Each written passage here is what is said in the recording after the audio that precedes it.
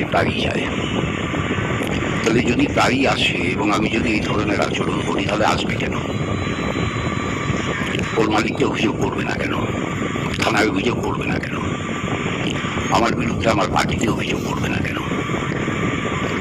এই সবগুলো রাস্তাই তো খোলা ছিল, দুদিন ধরে চিনি। আমাকে বলছি তো, ও অন্তত 15 বার আমার বাড়িতে এসেছে ইন্টারভিউ নিতে, ইফ নট মোর। হঠাৎ আজকে ও আমার বাড়ি থেকে বেরোলো, আমার বাড়ি থেকে 5 মিনিট দূরে থানা।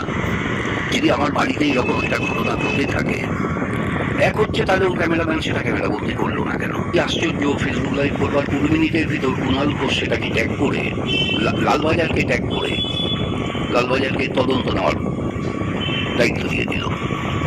আর তার 10 মিনিট বাদে দেবাংশু একই জিনিস পোস্ট করে দিল। কি পাগল নাকি আমি পাগল, না আমি উন্মাদ?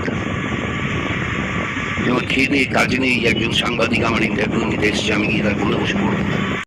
মহিলা সাংবাদিকের শ্লীলতাহানি করা হয়েছে এই অভিযোগের প্রেক্ষিতে সিপিএম পার্টির রাজ্য কমিটির সদস্য, কয়েকবারের বিধায়ক তন্ময় ভট্টাচার্যের মুখ থেকে আপনারা তার প্রতিক্রিয়া শুনলেন।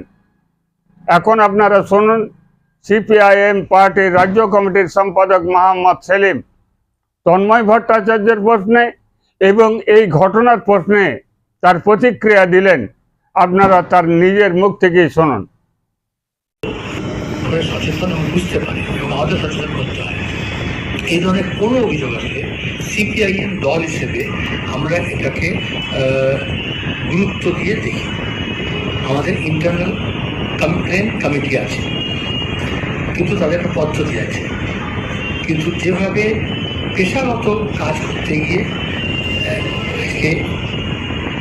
তার প্রতি সে মেয়ের প্রতি যে আচরণ করেছে সেটা খুবই গর্হিত।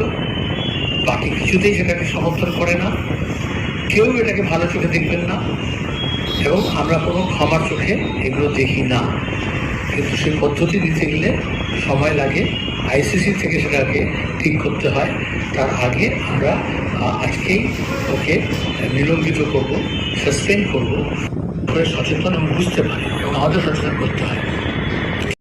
দর্শক, আপনারা শুনলেন সিপিআইএম পার্টির রাজ্য কমিটির সম্পাদক মোহাম্মদ সেলিম পার্টির পক্ষ থেকে তন্ময় ভট্টাচার্যের বিরুদ্ধে ওঠা অভিযোগের ভিত্তিতে একটি সাংবাদিক সম্মেলন করে বলেছেন তন্ময় ভট্টাচার্যকে পার্টি থেকে সাসপেন্ড ঘোষণা করেছেন। রাজ্য কমিটির সম্পাদক মোহাম্মদ সেলিম সংবাদ মাধ্যমকে এই বিবৃতি দেওয়ার পরেই সিপিএম পার্টির অভ্যন্তরে পার্টি মেম্বারদের মধ্যে এবং যারা বাম ধারায় বিশ্বাস করেন এই রকম মানুষজনের মধ্যে এই বিষয়টি খুবই চর্চিত হচ্ছে। এই কারণেই তন্ময় ভট্টাচার্যের রাজনৈতিক জীবন হচ্ছে অর্ধ শত বছর। 70 দশকে তিনি পার্টি মেম্বারশিপ পেয়েছেন।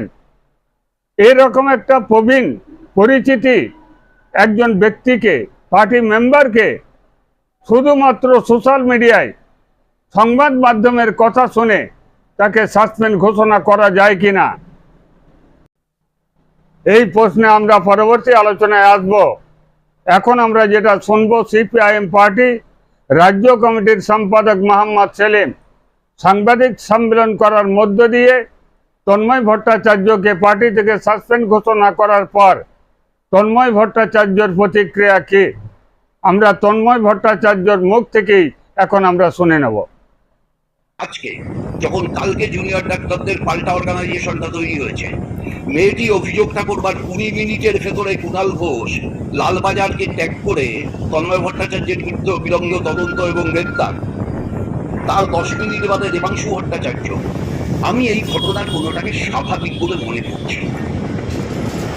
অস্বাভাবিকত্ব কোথায় খুঁজে বের করার দায় পুলিশ খুঁজে বের করুক। আমার জনক খুব বেদনাদায়ক যে আমার পার্টি সেক্রেটারি আমার কাছে জানতে চাইলেন, আমি তাকে হোয়াটসঅ্যাপে জানালাম কি ঘটনা ঘটেছে, জানানোর পরে তিনি আইসিসিতে পাঠিয়েছেন। আমি মনে করেছি ঠিক করেছেন, ইন্টারনাল কমপ্লেন কমিটিতেই পাঠানো উচিত, তিনি ঠিক কাজ করেছেন পাঠিয়ে। কিন্তু সেই ইন্টারনাল কমপ্লেন কমিটি একবার আমায় ডাকতো, আমার সাথে একবার, তার আগে সাসপেন্ড ঘোষণা করে দিলেন। আমার কাছে অত্যন্ত বেদনাদায়ক। আমি এটা মেনে নিতে পারছি না, গ্রহণ করতে পারছি না।